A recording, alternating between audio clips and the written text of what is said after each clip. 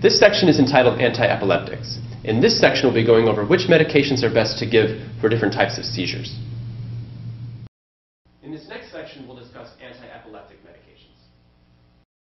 Patients that have seizure disorders experience episodic discharges of electricity in the brain that are associated with depolarization of neurons. Seizures can be different completely from patient to patient. Some patients have generalized seizures, while others have partial seizures that involve only a part of the brain. As a physician, the goal of your management for these patients is to restore the normal pattern of electrical activity. This can be very complicated, however, because many patients have very severe seizures that are only controlled by very strong pharmacotherapy. The most commonly used anticonvulsant or anti-seizure medication is phenytoin, also known as Dilantin. The way phenytoin works is by blocking the voltage-gated sodium channel. It's important to remember that phenytoin only binds to the inactivated state of the channel. The inactivated state is not the closed state. After an ion channel opens, it then becomes inactivated. Though the channel itself is open, sodium is not able to pass through because it's inactivated. This is the state that phenytoin is able to bind to, and we'll talk more about that. The point of this is that the more the nerve is fired, the more the drug is able to bind to the channel. Because if a nerve is fired more, there will be more inactivated ion channels. Dilantin or phenytoin is used in partial seizures as well as tonic-clonic seizures. It is considered to be the drug of choice.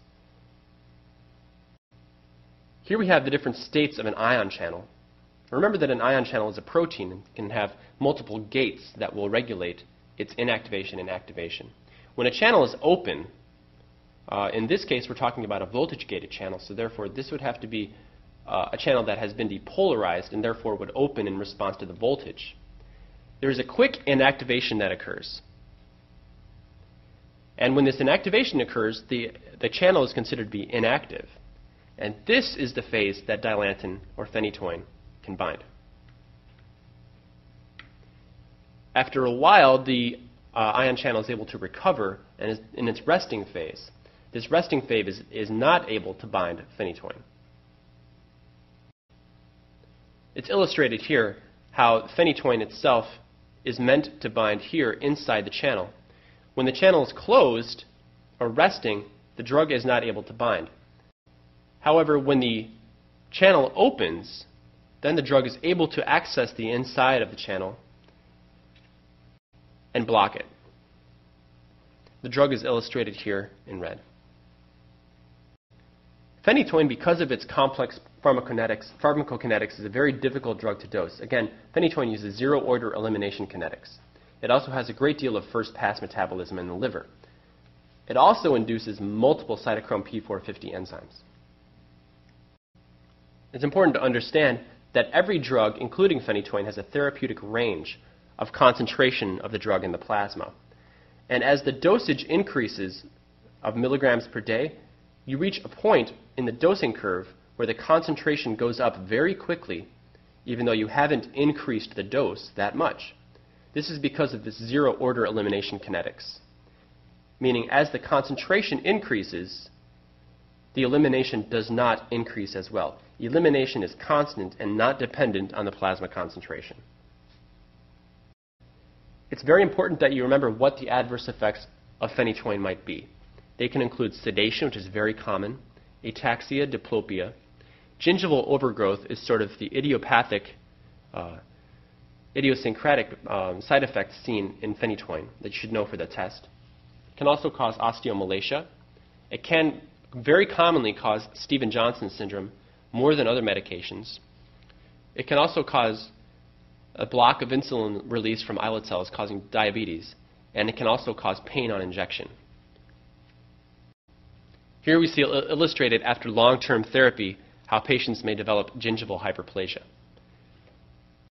Another important concept to remember for phenytoin is that if taken by a pregnant woman, in the fetus it can cause fetal Hydantoin syndrome, which is classic and an important test question. Phenytoin is associated with birth defects that include a cleft palate and digital abnormalities when used in the first trimester of pregnancy. Fosphenytoin is a water-soluble version of phenytoin. It's basically the same medication and it works exactly the same. However, it can be infused very quickly, much more quickly than phenytoin, and therefore is very good for status epilepticus when patients need to be treated very quickly. Carbamazepine, or Tegretol, has a similar method of action to phenytoin, that is, it binds to the voltage-gated sodium channels and inhibits them. It is also the drug of choice for trigeminal neuralgia.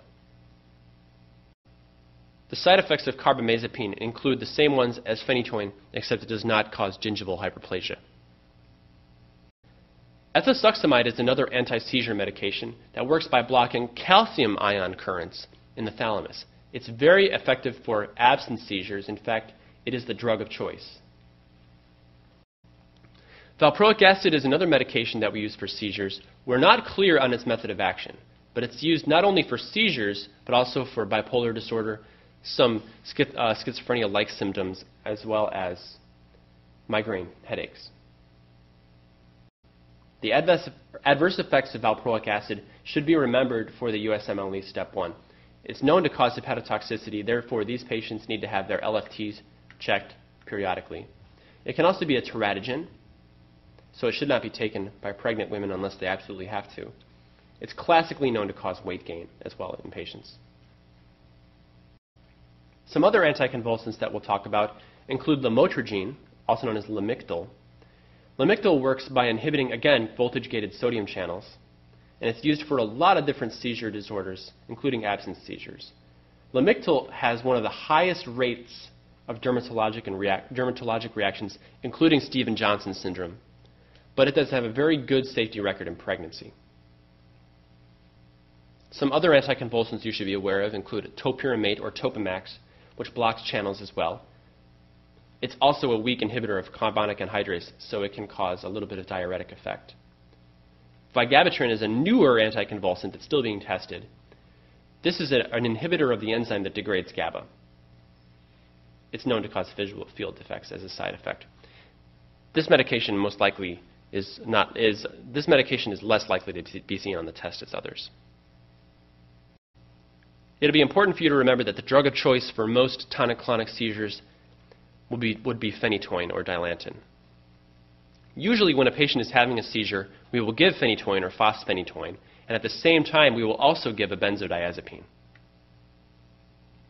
And the reason is that the benzodiazepine will work quickly, whereas it takes some time for phenytoin to work. For absence seizures, you should remember that ethosuximide is the drug of choice. You can also use these medications as well. For status epilepticus, again, we use fosphenytoin because it's usually very easy to infuse. We will often give a benzodiazepine as well, such as diazepam, at the same time.